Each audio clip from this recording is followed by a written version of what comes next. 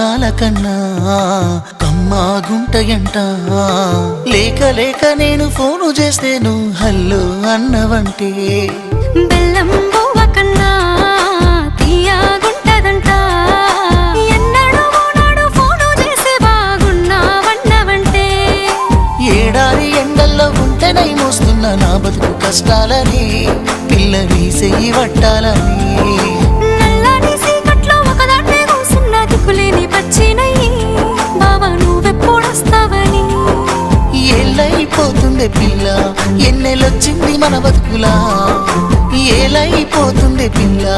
ఏలు వట్టంగా వస్తున్నాయా ఇన్నాళ్ళ ఎడబాటు ఎడవాసిపోతుందిలే